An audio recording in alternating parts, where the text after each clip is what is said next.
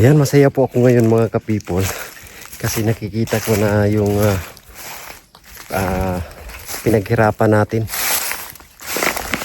na itanim ay ayan na, malago na siya. Talagang buhay na buhay po at yung iba ay talagang may bunga na. Kaya sobrang saya kasi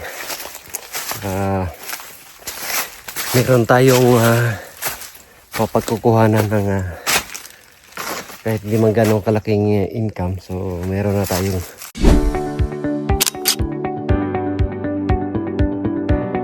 bye. Yung ginagawa ni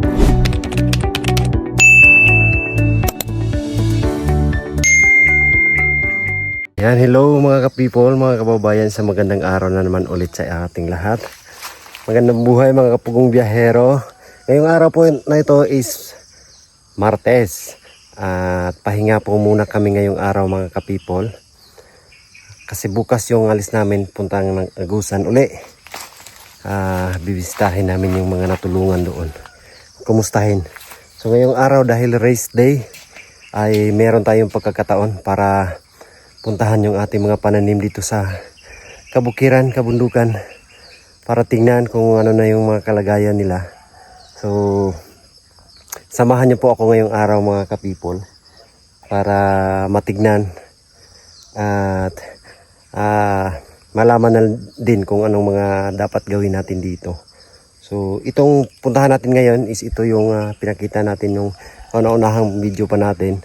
So ngayon babalikan natin at matagal-tagal na rin ako hindi nakabalik dito. Kasi yung may mga prutas po na may durian, lansones ay ibang area po yun. So dito tayo sa kabilang area. Ito naman ay nasunod natin sa ating tatay, yung isa sa nanay. So although hindi man siya masyadong malayo, pero magkaibang area. So gusto ko lang i-share din sa inyo po mga kababayan mga ano natin dito, bukirin. So samahan nyo ako at nasa ganon makaroon din kayo ng idea sa paano mag alaga ng pananim or kung ano yung mga dapat itanim nyo. Tara, let's go. So ito, area na to sa pinsan ko to.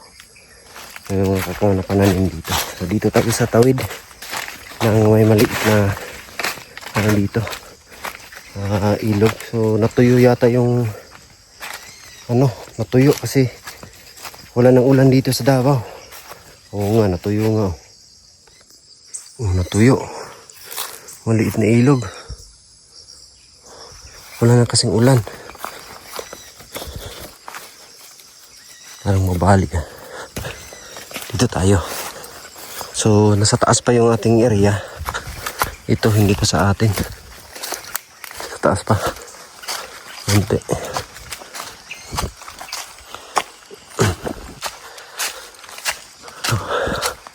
Doon banda sa taas.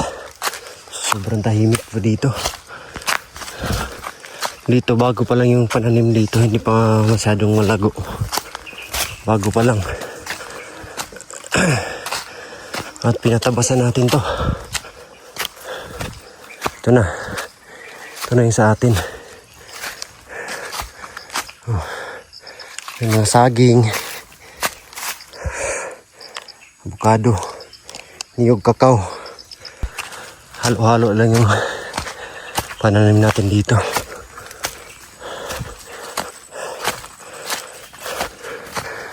Daming ibon.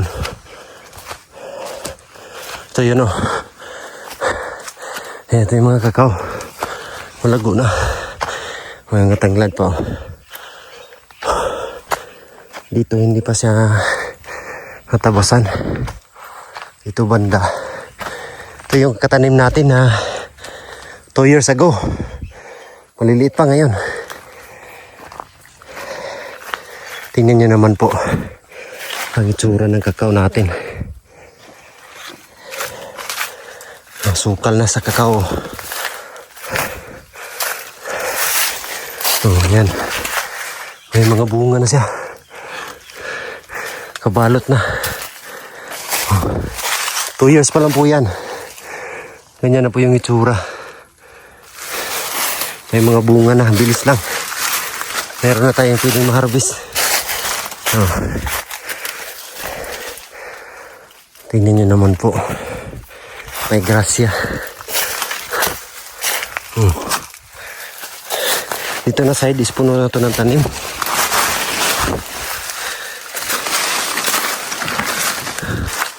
Yan. Ito may kunting saging. Tapos dito may mga kakao rin na bagong tanim lang ito. Sa mga 6 months. Mga tanim natin na kakao. Doon na side is ano na siya dyan. Puno ng kakao. Dito naman, ito yung kakatanim pa lang. Nga durian oh. Durian. Malaki-laki na din yung durian.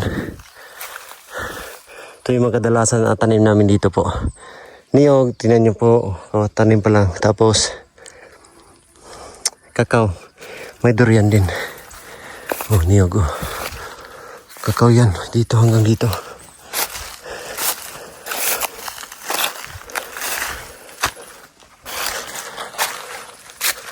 Oh. Kakao.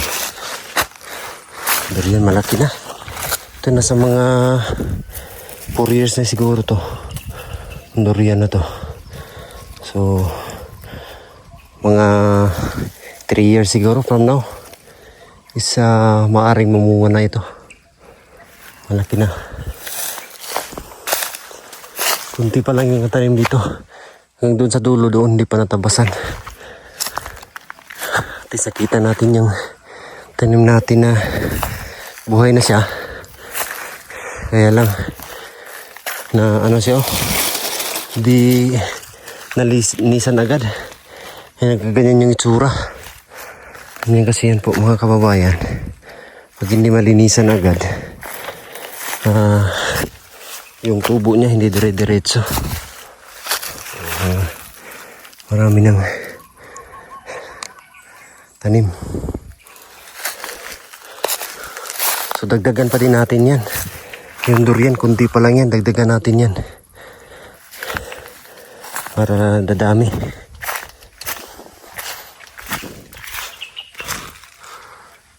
Ito, parte pa po din po yan dyan. Kaso hindi pa natabasan. Dito pa lang yung natabasan. Diyan kasi po is bangin. Tapos bato-bato na. So, may mga portion, ilang portion lang na pwede tamnan. Hindi kagaya dito na talagang lupa siya. Na lahat ay pwede mong taniman.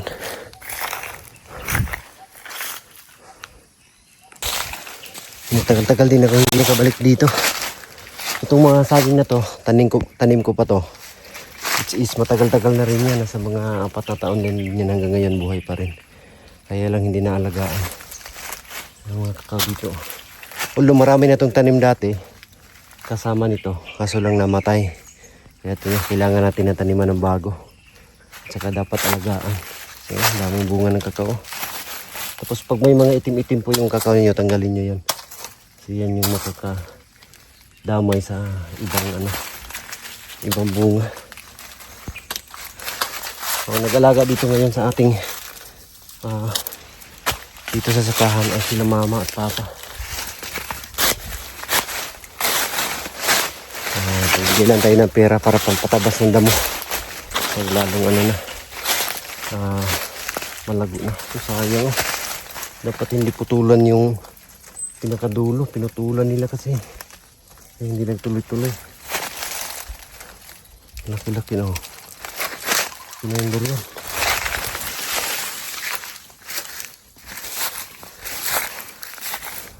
Pag nakita natin na ganito na yung mga tanim natin, saya tayo.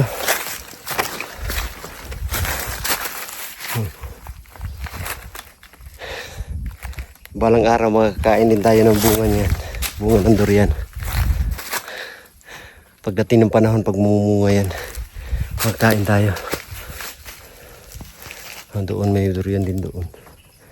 Ano, yun yung mga malalaki na pero ngayon hindi siya namunga.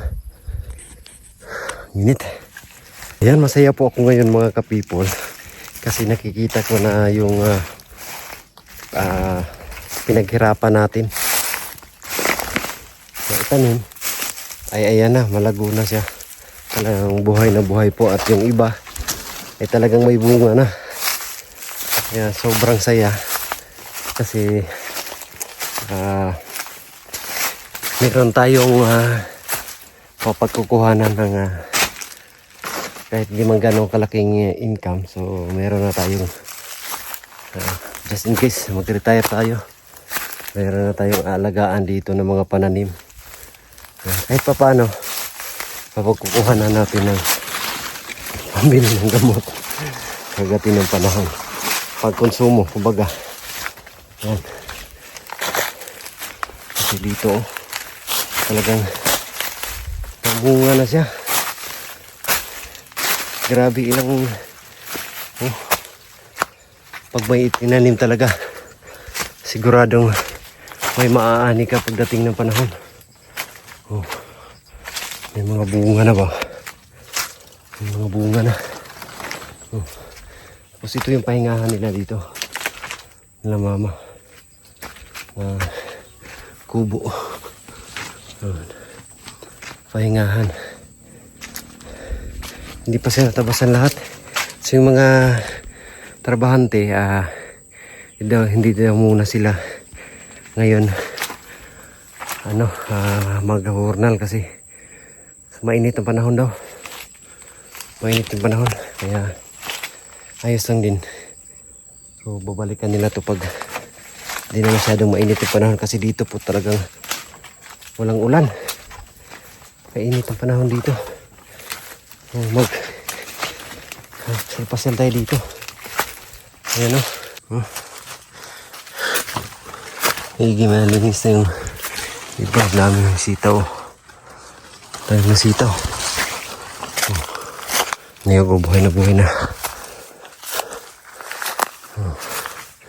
Dito may durian din.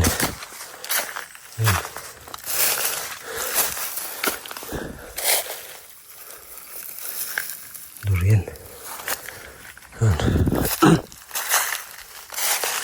Durian din yun. Ito durian din. Ayan yung mga laking puno na durian. Ngayong season na to is hindi siya namunga.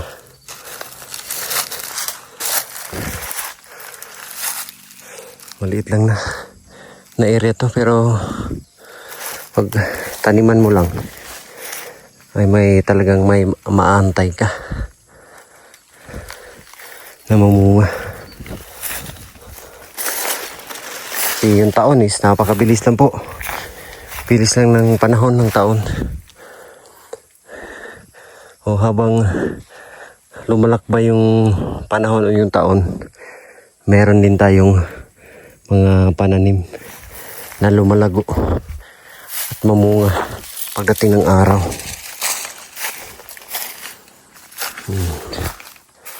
Yan. Kasi po dito sa Mindanao ay talagang yun po yung dito pangunahing pagkakitaan sa mga karamihan, mga farmers talaga. Marami dito magsasaka kasi yung lupa dito, lupain sa Mindanao is matataba. Kahit anong itanim mo mabubuhay. Kaya ng mga prutas, saging, hindi man ito pang malakihan pero talagang malaking tulong sa gaya ko na isang magsasaka. So ganun din po yung mga sinasabi natin sa mga katubo na pinupuntahan namin kasi nakikita ko doon sa kanila. So na talagang tanim, analapad ng mga kanilang mga lupain pero walang mga tanim. So ino-orient ko sila yung behind the scene na taniman yung kanilang mga lupa kasi sayang. Kasi ang alam din nila po kasi mga kababayan yung mga pangunahin nilang makakain na gaya ng mais, kamote, saging, yun lang po yung kadalasan tinatanim nila. Kaya sinasabihan din natin sila na pagtanim sila ng mga durable na mga pananim like kakao, mga prutas, ayan, avocado, kahit anong prutas para meron silang antayin. Like niyog talaga yung pinaka inaano ko sa kanila na magtanim sila ng niyog kasi once mamunga na yung niyog ay tuloy-tuloy na po iyon. Hindi na yun mag-stop na mamunga. So every 3 months pwede kang mag-harvest. O pera na po iyon. At yung lupain nila malawak naman. Pwede naman silang may isang porsyon lang sila na taniman nila sa pang-araw-araw nila na kinakain like kamote, mais, pwede naman. So yun po yung mga sinasabi natin sa kanila, kaya marami na din yung mga katutubo, mga kapatid natin na katutubo na nabago yung buhay at saka nagtanim na sila ng mga durable na pananim. At grabe ang init. Dito may mangga dito, kaya lang ayan pinapapatay natin yung mangga para hindi ano yung kakao natin hindi masira, kasi pag lumalago to matatabunan yung kakao, so hindi makabuelo yung kakao. Kasi ang mangga dito po ay kailangan talaga ng spray pinansyal. So pinilan natin yung mga kakao tsaka yung mangga ay na natin to. Hindi na siya alagaan kasi hindi to mamunga ng kusa po mga kababayan, like na ganito pang export kasi ng mangga na to. Ay talagang isprehan mo talaga, alagaan bago ka magkapera. Tsaka kung konti lang yung puno mo, konti lang din yung ma-harvest mo. So pag meron kang plantation ng mangga, dapat malakihan talaga to. Tsaka malaki din yung kapital dito. Kaya dito lang tayo, least maintenance. Every year mamunga to siya kahit hindi mo tabas lang yung dito. Malinis lang. Every year mamunga tong kakao na to. Kaya every year din tayo magkakapera. Unlike sa mangga, kailangan ng maintenance yan. Malaki yung maintenance yan. Mga limon pa dito, sili. Dito sa bundok ay meron ka talagang makukuha dito ng gulay like malunggay, tapos ito sitaw hindi na naubos. Yung mga magulang na pwede mo din yung itanim. Tapos dito ang daming tanglad.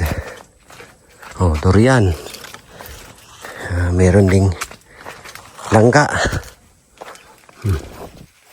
Iba't ibang klaseng prutas lang pinagalo-alo na. Niyog, saging. Pero talaga dito kapag magtiyaga ka lang talaga na mananim, meron kang aantayin. Ayun na, papunta doon medyo bakante pa doon na side. Ayan.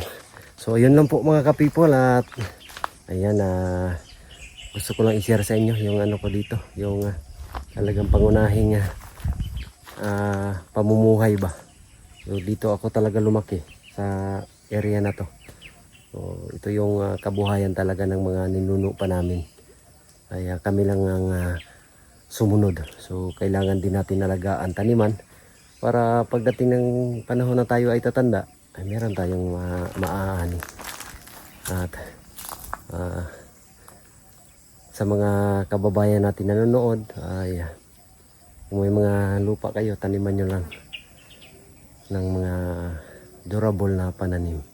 So ayun lang, thank you sa inyong lahat at nakapag-okasyon tayo na bumisita rito kasi rest day, bukas pa yung alis namin sa pagmimisyon. Salamat sa inyong lahat po mga kababayan, mga ka-people, sa mga charity viewers. Thank you so much sa inyong pagsuporta. Kasi dahil sa inyong suporta, marami ang mga kababayan natin na matutulungan. God bless po. We love you all. Bye-bye.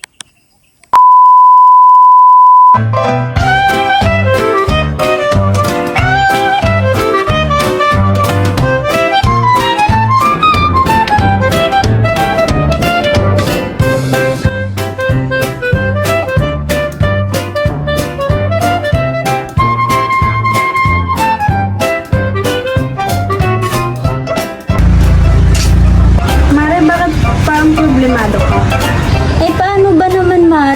laki ng bill ko sa kuryente. O bakit, Mare? Magkano ba? Eh paano ba naman? Dating 2,000, ngayon 4,700 na. Ikaw, Mare, bakit parang hindi ka problemado? Eh kasi, Mare, ang baba ng bill ko sa kuryente. Oh, talaga? Magkano ba sa'yo?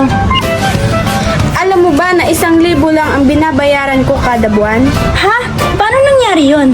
Dahil sa PB Team Solar, bumaba ang bill ko sa kuryente. Paano nangyari yun? Libre na ang ilaw namin sa bahay. Dahil ang PB Team Solar ay mayroong mga solar lights tulad ng floodlight, street light na nagbibigay liwanag sa bahay namin. Alam mo ba, ito ay powered by solar. Kaya naman, talagang nakakatipid kami. Hoy, Mari, narinig ko yung pinag-usapan niyo. Saan pwede umorder? Mag-message ka lang sa PB Team Solar. Isang paalala lang po na mag-message po kayo sa legit at tamang page. Ang PB Team Solar, roon pong 129,000 followers. At nandito po sa inyong screen ang mga pwedeng tawagan na tao at mga contact number nila. Muli, maraming salamat po sa inyo.